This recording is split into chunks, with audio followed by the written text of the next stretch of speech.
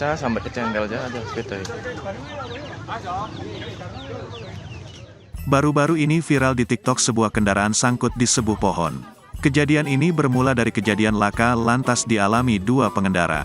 Waktu itu dua pengendara saat melintas di tikungan Gotean penghubung Kabupaten Mojokerto dengan Kota Batu, Malang. Rem kendaraan yang mereka tumpangi blong sehingga kendaraan hilang kendali dan nyungsep di pohon akibat kejadian tersebut. Sepeda motor yang ditumpangi Ahmad Nur Cahyo Fernanda, 27, dan Vinda Rizky Putri Matasari, 18, warga Bendogerit, Sanan Wetan, Kota Blitar sangkut di pepohonan. Peristiwa ini terjadi diduga akibat rem blong hingga membuat pengemudi kehilangan keseimbangan dan kendali pada motor yang ditumpangi. Dilansir melalui video yang diunggah, terlihat upaya sejumlah relawan dan polisi yang menurunkan sepeda motor jenis Matic berwarna merah. Cah sampai kecengkel aja sepeda.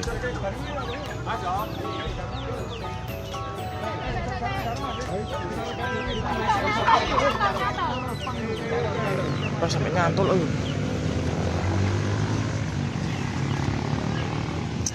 Pacar. Terima kasih sudah nonton. Jangan lupa like, subscribe, dan share ya.